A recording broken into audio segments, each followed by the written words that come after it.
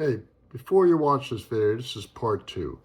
The hardest part of this whole deal is getting the wheel off and putting it back on and torquing it to the proper specs. The part about changing the O-rings and the oil seal on the F12 hydraulic motor, that's actually pretty easy, but some people might think this is dumbed down so much, but I wanted to because no one else is going to show you. There's other guys on YouTube that are really good on hydraulic motors and stuff, but this is particularly to a Bandit 2550 stump grinder, getting the wheel off, getting the wheel back on, and changing those seals, which should be done all at one time. If you're going to have that wheel off and you've run your machine for a while and it's not leaking any oil, it's a really good time if you got that wheel off to do that simple procedure of changing that seal and that big O-ring that's in there. So just sit back, watch. If you got any criticism or something, go ahead. We're just two guys that did it with simple tools. We dumbed it down as dumb as we could get to where your son could do it, a 16-year-old. All right? It's all about helping you guys. Sit back, watch. Fast forward to different things. If you just want to see the wheel part, fast forward. If you just want to see the seal part, look at part 1 or the beginning of part 2. Have a good one, guys. All right. We checked it. We have a very minor leak, and it leaks right. It's coming out right underneath the C clip. So we know that there's another seal that we're going to pull, and we're being honest on here. It's very easy to take this apart again, and there's another big seal underneath here that will pull, and I'll get you the part number for it, because tomorrow we can do it right now. We're going to pull it now, and then we'll show it to you. All right, we pulled it off. So this flange here has to have a seal around it to stop the oil coming around that C-clip. And right there, see that gray? That's the seal. Yep, so we have a little bit of leakage there, so we're going to pull it and get another seal for that. And this is how easy it comes out. He just picked it out. He'll pull it out. We'll get a new seal. We'll go to our place Crown. They'll measure it. If they got it in stock, they got it in stock. If they don't, we'll have to order it. And whatever number it comes out to be, we'll share it. All right, the ending of video 1, we had put it together, the hydraulic motor, but we noticed a slight leak, and it's coming from an O-ring, which we ordered a brand new one, and the O-ring goes right here. Right inside. And what that does is keeps the oil from seeping by the ring here. We'll show you putting the ring on in a minute. All right, he's dropped it in. Now comes a snap ring or retaining clip. It's in. Now he's going to tap and make sure the ring slides in all the way around. Sometimes they need a little help expanding out, just a little. We're talking a tap, we're not talking about, you'll see it move. Yeah, that one in. That way it went in. That side. There you go, went in on. And make sure you're doing this whole process in a clean place.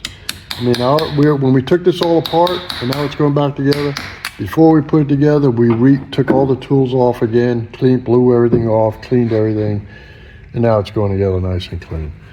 Now, what we'll do is, we'll clean this up, make sure there's no oil on it from the process, and then lean it on a clean shop towel and let it sit overnight to make sure it's sealed. Because you don't want to put it all back together and it still didn't seal.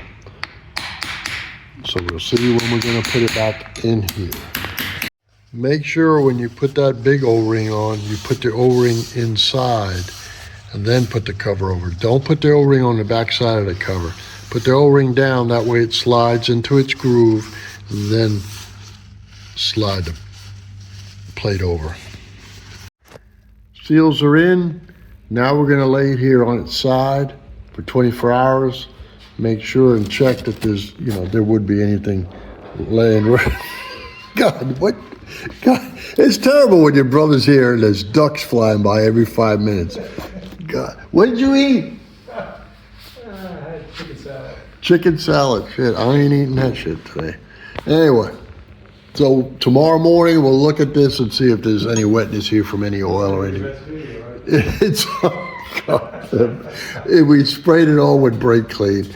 So beforehand, dried it all out, laid it on a paper towel, and the ducks keep flying by.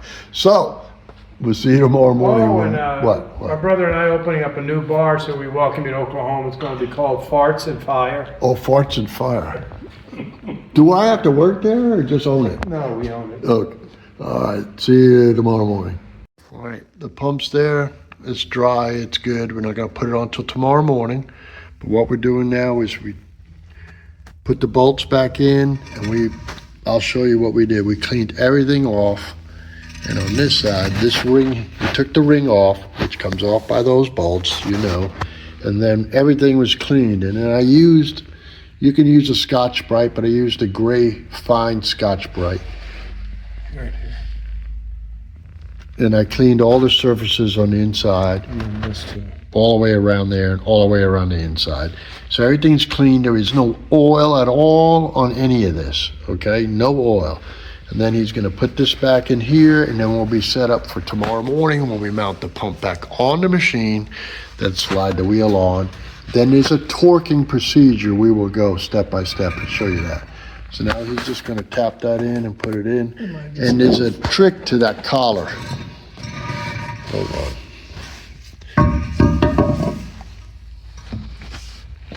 All right, so there's a trick on this collar.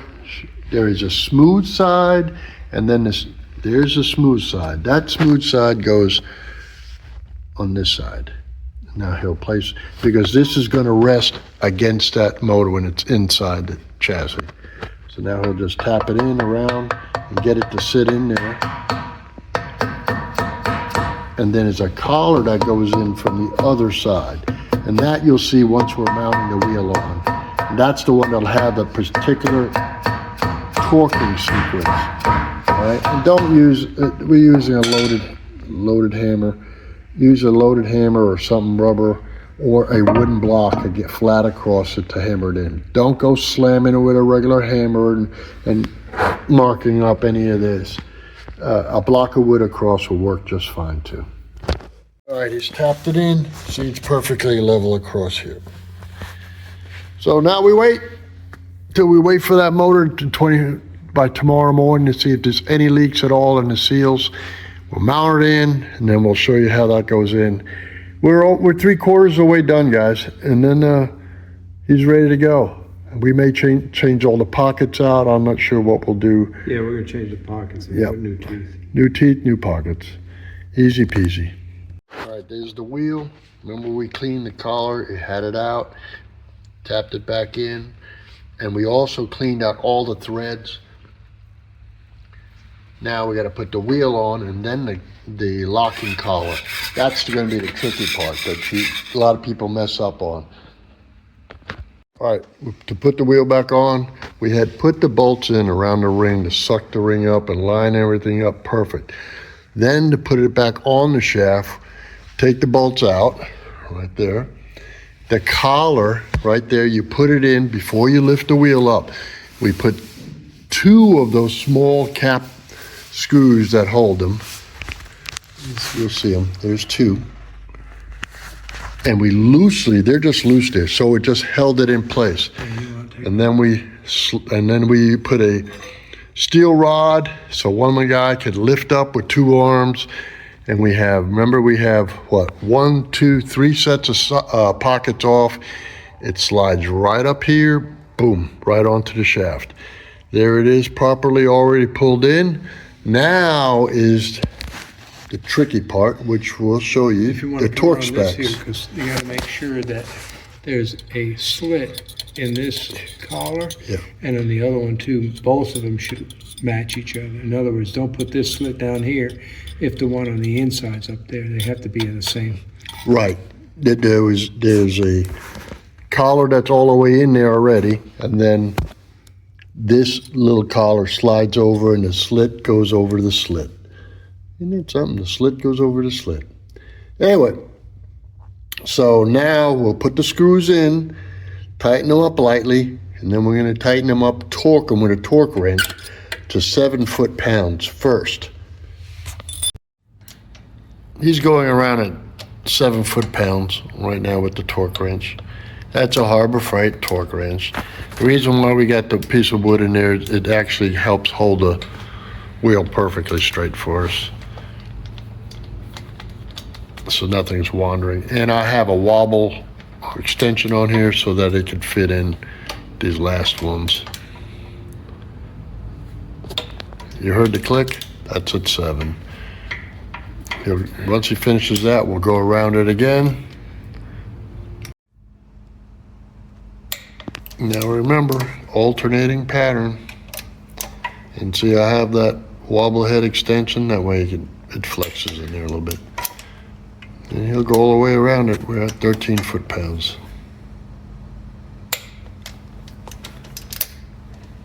And he'll double check every one of them. It's a slow process. You go all the way around,